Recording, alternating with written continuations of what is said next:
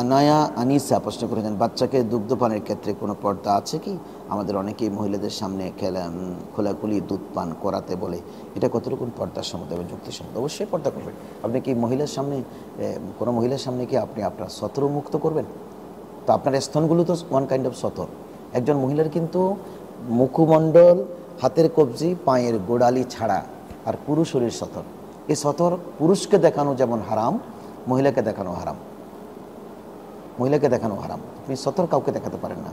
তো আপনার দুটো স্তন কিন্তু সতর, কিন্তু এই সতর আপনি মহিলাদের সামনে মুক্ত করবেন, এটা তো ঠিক না। তবে হ্যাঁ, মহিলাদের সামনে আপনি পর্দার মাধ্যমে তাকে দুধ খাওয়াতে পারবেন। আপনি পুরুষদের সামনে সেটাও পারবেন না। পুরুষদের সামনে আপনাকে ওই যে ফিডিং কর্নারে যেতে হবে।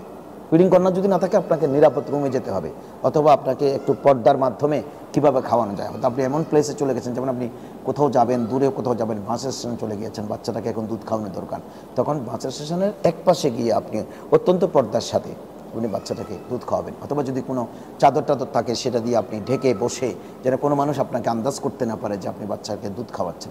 এইভাবে আপনি পর্দার মাধ্যমে তাকে দুধ খাওয়াবেন। মহিলাদের সামনে হয়তো দুধ খাওয়ার সময় এতটুকু আপনাকে সতর্ক থাকতে হবে না যেভাবে পুরুষের সামনে থাকতে হবে। যেহেতু আপনার মা বোনেরা আছে, সেখানে আপনি চাদর দিয়ে ঢেকে, একটা চাদর উপর দিয়ে তাকে আপনি দুধ খাওয়াবেন। আপনার স্তনগুলো মহিলারাও দেখুক, সেটাকে আপনি চান?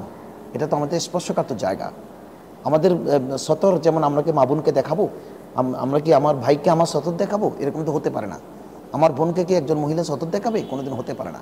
এজন্য মহিলাদের কিন্তু এই তিনটি জায়গা, মুখমণ্ডল, হাতের কবজি এবং পায়ের গোড়ালি ছাড়া আর পুরুষ শরীর কিন্তু মহিলাদের সতর। এটা পুরুষ থেকে যেমন আপনি ঢেকে রাখবেন, মহিলাদের কাছ থেকে ঢেকে রাখবেন। দুধ পান করানোর সময় আপনি উপর দিয়ে একটা চাদর বা একটা কাপড় দিয়ে, বা আপনার গায়ের চাদরটিকে ভালো করে টেনে টুনে দিয়ে আপনি দুধ খাওয়াবেন। মহিলার সামনে উন্মুক্তভাবে দুধ খাওয়াতে যাবেন না। এতে কিন্তু কারো বদনজরও পড়তে পারে।